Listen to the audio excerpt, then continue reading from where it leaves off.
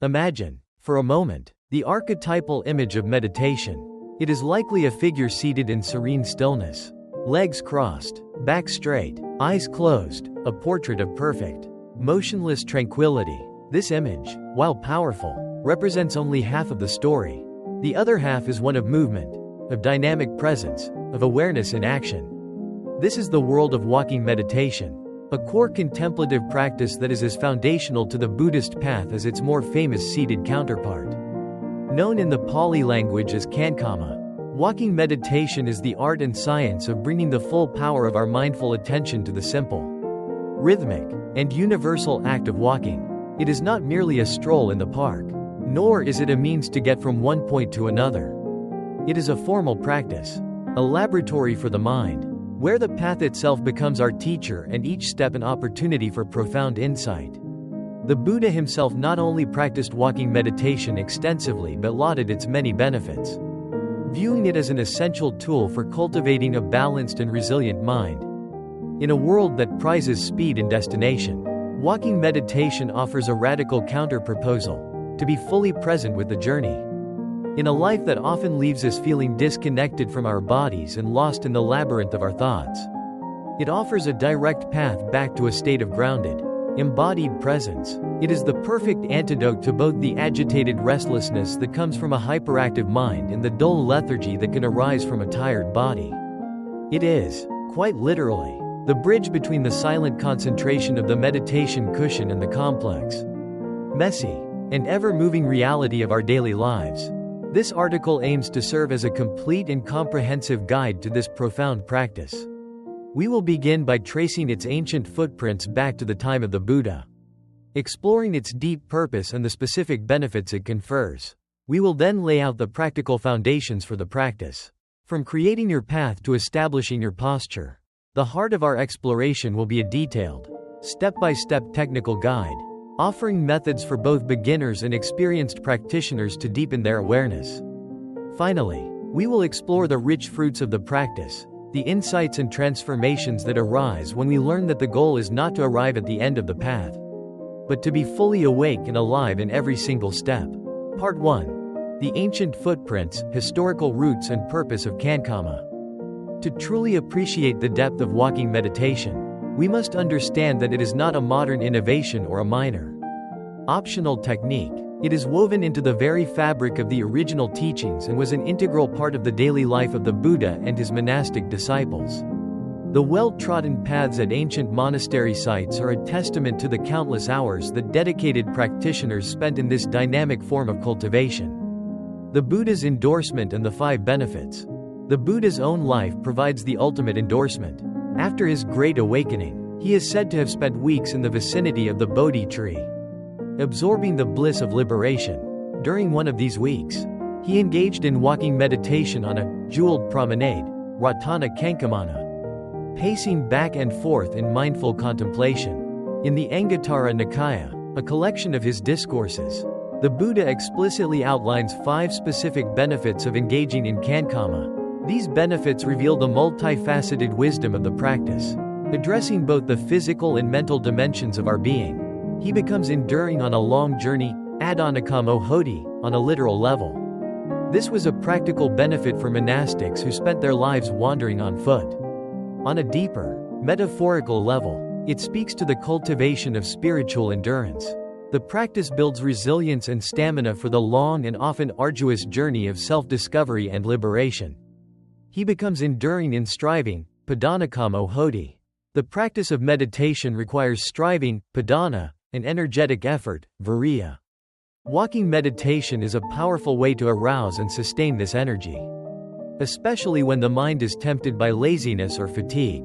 He has little affliction, apabado hoti. This points to good health.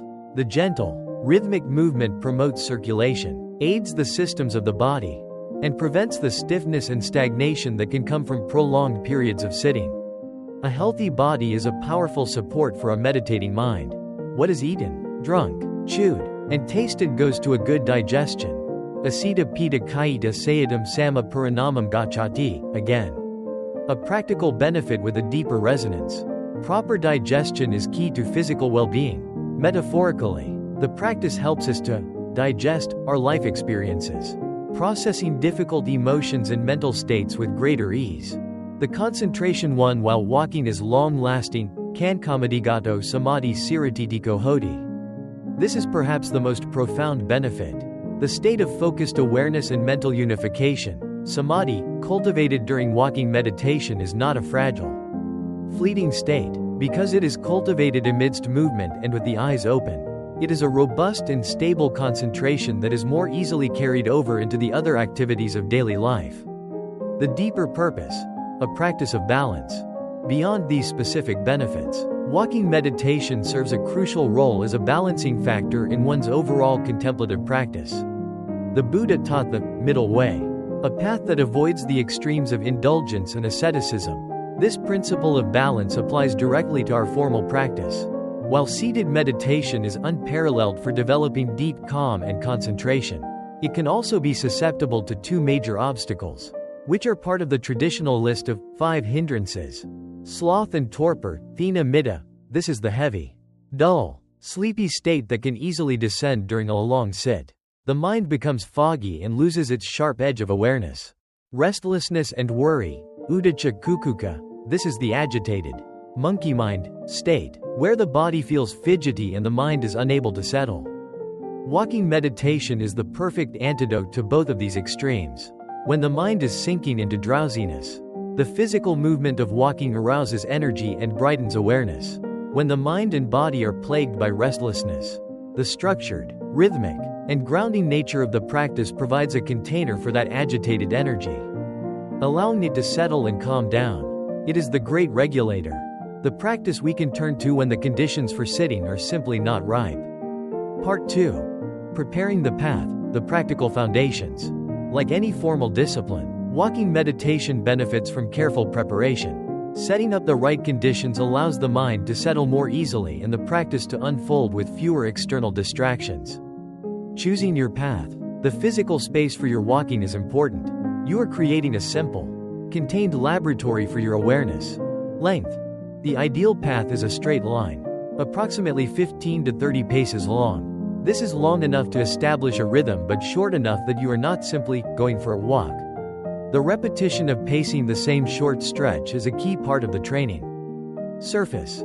The path should be as level and smooth as possible.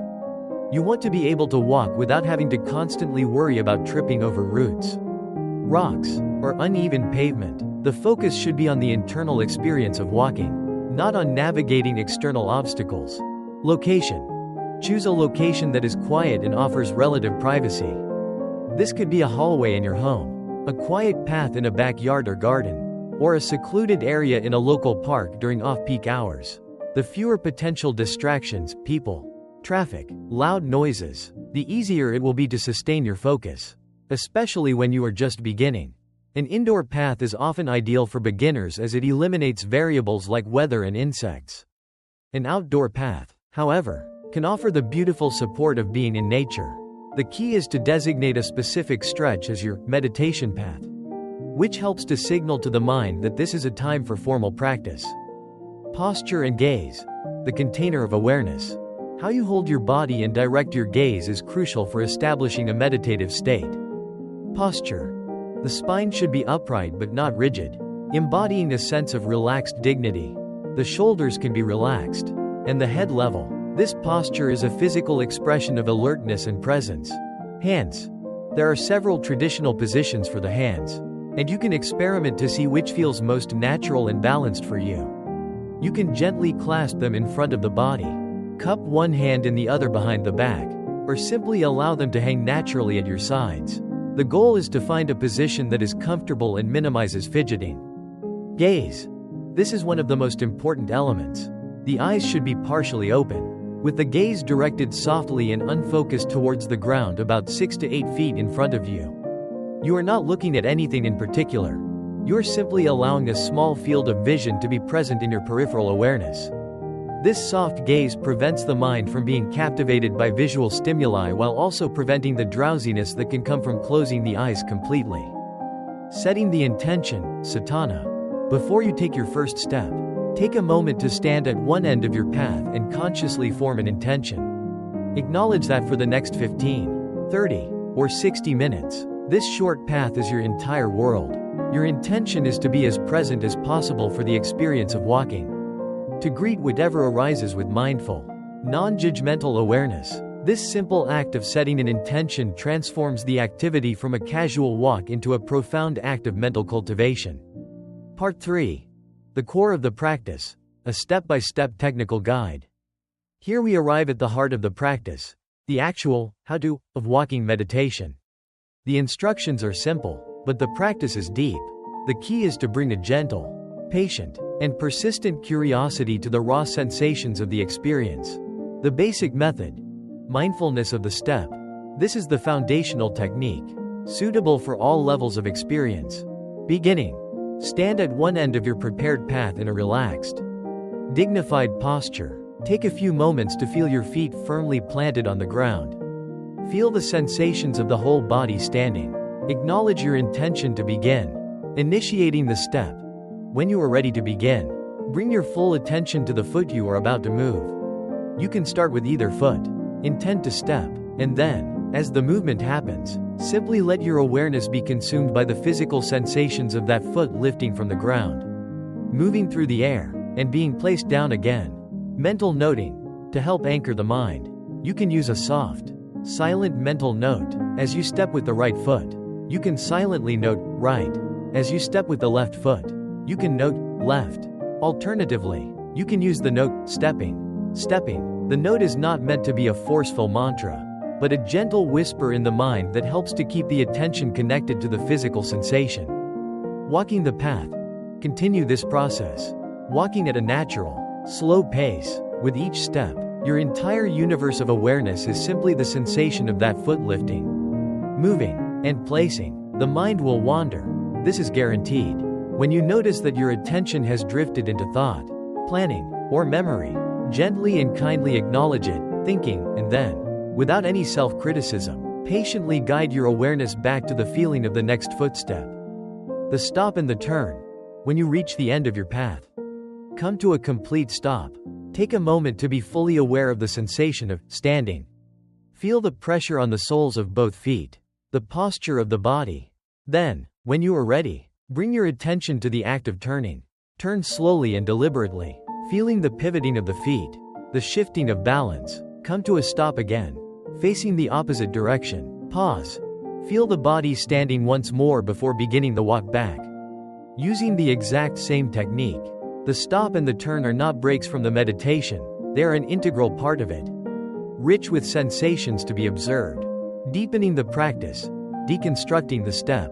For those who wish to sharpen their concentration further, it is possible to break the act of stepping down into its constituent parts.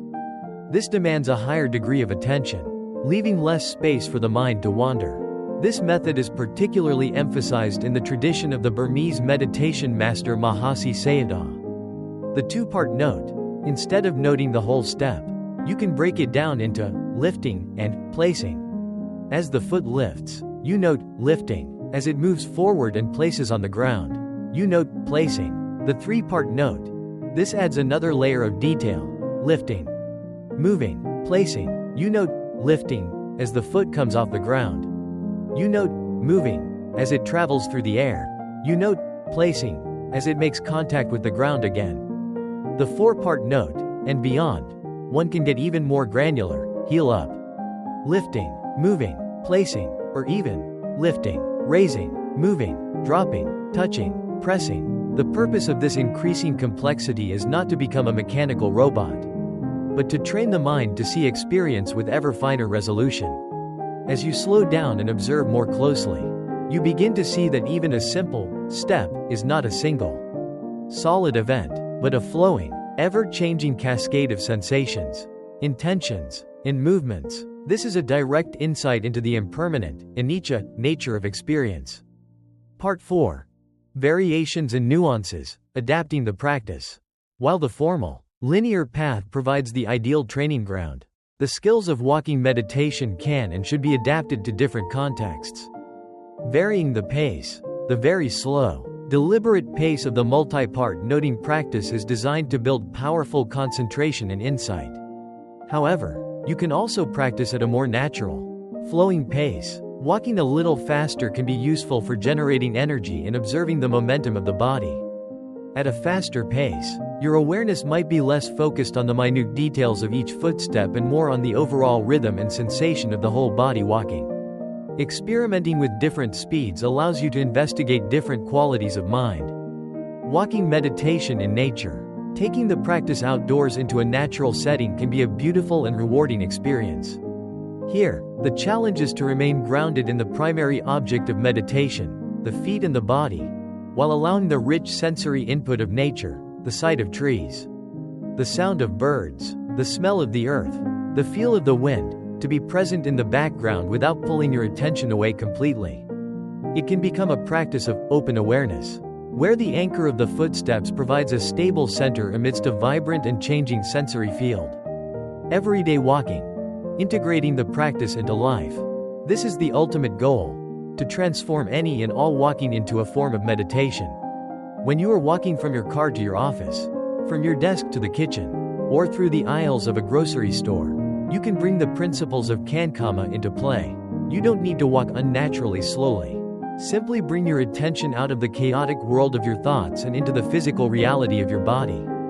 Feel the contact of your feet on the pavement. Notice the rhythm of your stride. Feel the air on your skin.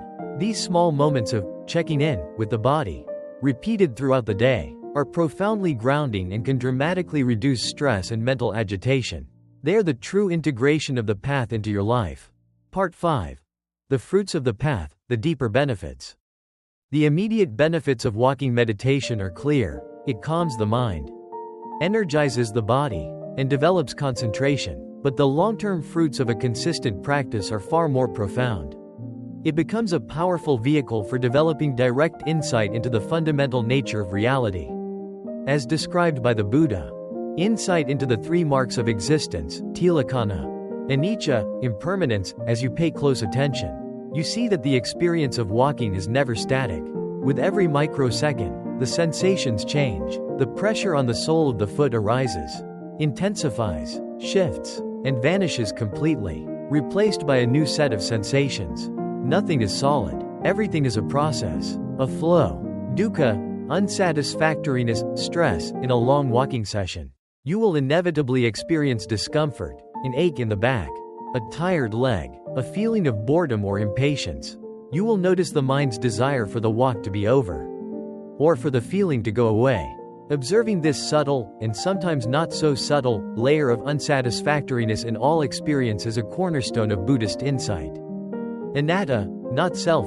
This is the most profound insight. As you watch the process unfold, a question may arise. Who, exactly, is doing the walking? You may notice the intention to step arise on its own, followed by the physical movement, which also seems to happen on its own according to its own natural laws. You observe sensations, but you cannot find a solid, separate I behind the experience who is in control. The entire process reveals itself to be an impersonal, conditioned phenomenon. This insight is deeply liberating, as it deconstructs the egoic self that is the source of so much of our suffering. Conclusion. Every step in arrival. Walking meditation is a profound invitation to come home to ourselves, to our bodies, and to the present moment. It teaches us that we do not need to be seated in absolute silence to find a state of deep peace and clarity. That same quality of presence is available to us right here, in the midst of movement, in the rhythm of our own 2 feet. We have seen that this ancient practice is a powerful tool for balancing energy, developing robust concentration, and grounding our awareness in the felt reality of our bodies. It is a bridge that connects the monastery to the modern street, the meditation cushion to the office hallway. It provides us with a skillful means to transform the thousands of steps we take each day from mindless, unconscious acts into opportunities for awakening. The great Zen master Thich Nhat Hanh beautifully encapsulated the spirit of this practice when he said, "Walk as if you are kissing the earth with your feet." Each step, then, becomes an act of intimacy with ourselves, with the ground beneath us, with life itself. The purpose ceases to be about getting somewhere else. In the profound stillness of mindful movement, we discover that every single step is an arrival,